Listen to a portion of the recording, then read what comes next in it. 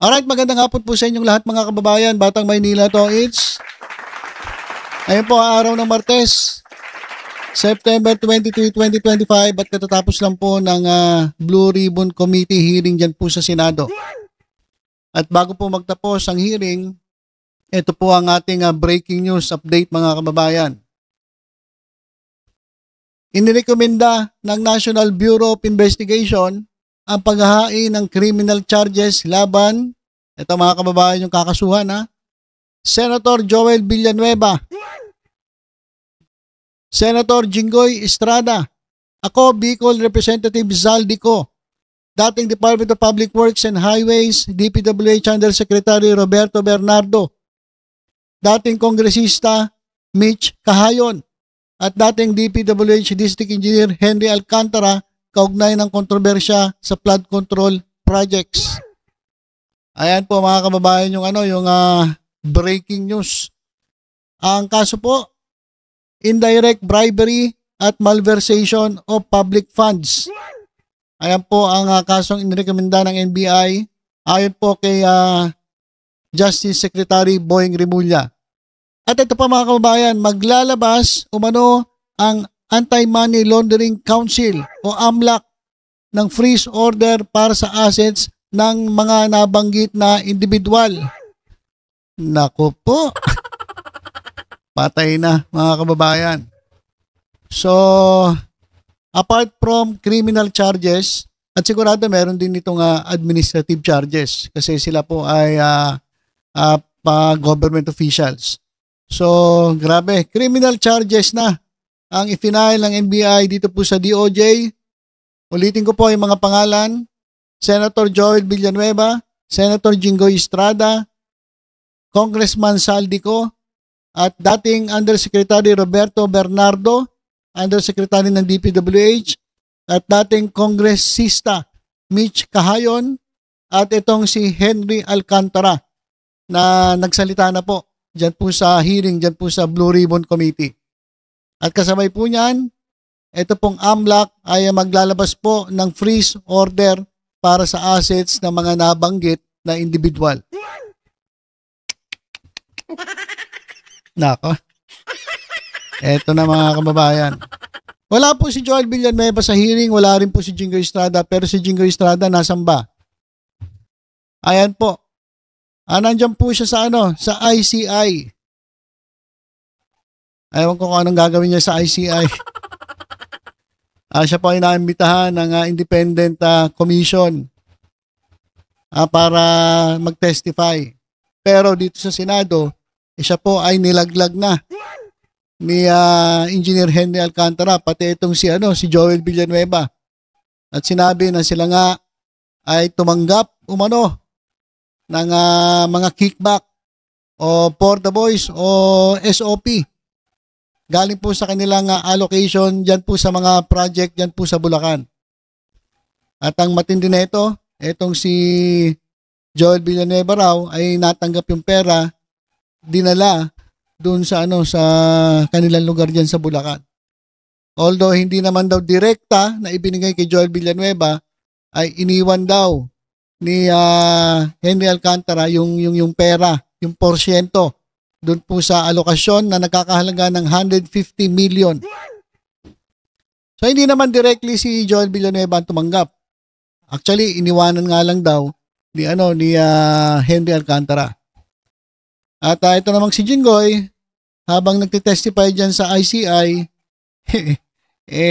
ito na. Kinasuhan na po diyan po sa DOJ. Pakinggan natin yung etong mismo sa bibig ni Secretary of Justice Boying Remulla yung recommendation ng NBI na kasuhan na at ipa-freeze ang assets ng mga nasabing individual. Ito po, pakinggan po natin. You are gone for 4 hours, Are you Yes, at sir. liberty to share with this committee kung ano yung nangyari for the past 4 hours? Thank you. Sir, we had the NBI come over, the AMLC, and of course the NPS is housed in the DOJ compound. So we met in room 206 over the affidavit of Mr. Alcantara, and he was there present to answer questions. And we determined that the NBI would be investigating it. And on the outset, they recommended the filing of charges already. So we treated this already as a complaint with the NBI as the endorsing agency. And at the same time, we contacted the AMLC and told them, we gave them a digital file of this. Somebody was present already, but just the same, we gave a digital file to the AMLC. And they already started acting on this because it is already a filed complaint with the Department of Justice. So given that, I believe that freeze orders have been issued already by the AMLC over the bank accounts of Penny Against how many persons and who are they? Sir, the recommendation of the NBI for prosecution, and probably this is what AMLAC followed, are as follows: for Mr. Alcantara, for Joel Villanueva, Senator Joel Villanueva, Senator Nako. Lagi pa naman sinasabi ni Joel Villanueva, wala siyang kinalaman dyan. Nakakasuhan na po. Joel Villanueva. Sino pa? Jinggoy Ejercito. Si Jinggoy Estrada. Habang nandito siya sa ICI, ay eto na, kinasuhan na siya. At ewan ko kung alam niya na pinapa-freeze na yung mga assets niya. Estrada, Congressman ko, Elizalde ko, former Undersecretary Robert. Elizalde ko? Nako. Pag ganito kalaki ang nakulimbat ni Saldi ko, ayon po dito sa mga testigo, sa tingin ko hindi na babalik yan. Sa tingin ko ay magtatago na yan. Magtatago na yan, hindi na babalik yan. Lalo na sobrang laki. Bilyones, mga kababayan. Sobra-sobra pong daming plunder yan. May kakaso dito kay Saldi ko. So sa tingin ko, naku, malabo pa sa sabaw ng pusit na umuwi yan. At syempre, ang lagi idinidikit kay Saldi ko ay etong si Martin Romualdez. Si Martin Romualdez po hindi po nabanggit Wala pong nabanggit na tumatanggap etong si Martin Romualdez. Sinabi lang yung Martin Romualdez ng mga diskaya. Sinabi raw ng mga tumatanggap na para daw kay Saldi ko at kay Martin Romualdez. Pero di sa kabuuan ng hearing, wala po nabanggit na direkta silang nagbigay ng pera kay Martin Romualdez. In fairness to the former Speaker of the House, wala pong nababanggit na pangalan niya na tumanggap siya ng pera. Ngayon, sino ang magpapatunay na nakatanggap si Speaker kung etong si Saldi ko ay magsasalita na talagang may natanggap si Speaker? Pero sa ngayon, talagang ang pinakamalaki pong nakulimbat ay ito pong si Saldi ko. Kaya mukhang etong si Saldi ko ay malabo na pong magpakita dito yan. Sa tingin ko, hindi na po uwi yan. Roberto Bernardo and former Congresswoman Mitch Cayon. And the crimes committed were all specified in the sheet given by the NBI to us. So far, these are the persons, but we are still looking at the case of Commissioner Lipana and his spouse, who was a contractor, since it was already touched upon by Engineer Alcantara, and we're working on that now, sir. Thank you very much, sir. Sir, may I submit to you the document given by the NBI and the received copy of the DOJ of the Sinumpang Salaysay. And the case is what specific crime? Sir, as to each one, the crimes that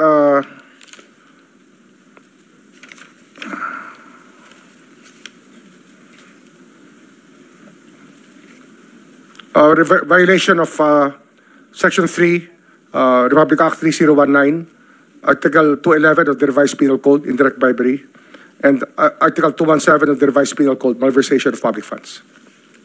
Thank you. The Senate President is recognized. Thank you very much. Okay, so yan mga kababayan yung update.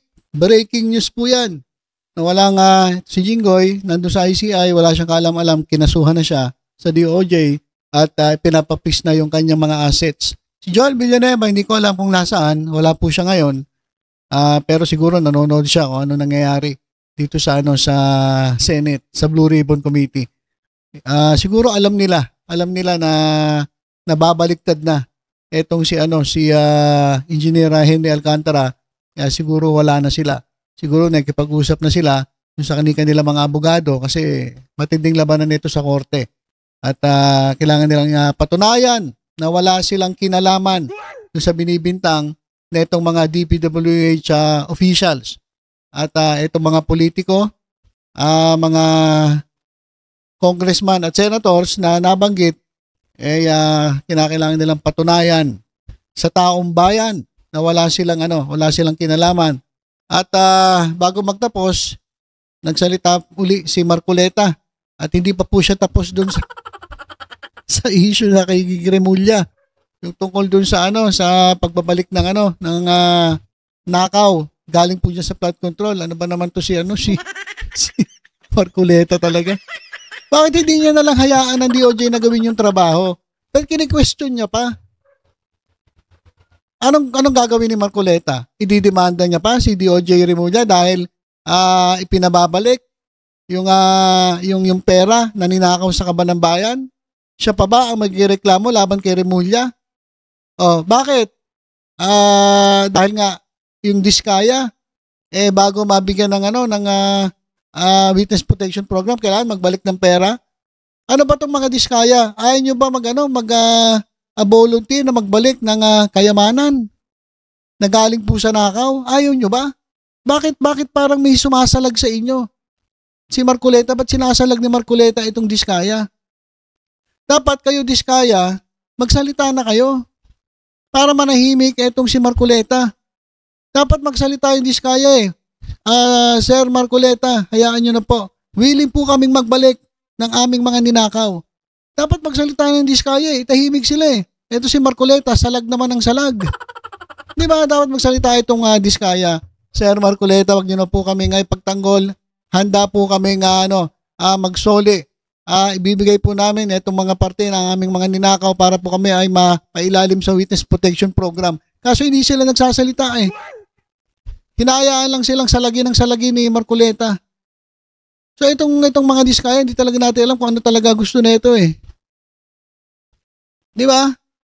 Si Bryce Hernandez, wala namang nagtatanggol. Talagang si Diskaya lang, si Marcoleta lang talagang ano ba to si Marcoleta? So ayan po yung nangyari. Ayan po yung update natin. Naku po. Diyos ko. Naku po.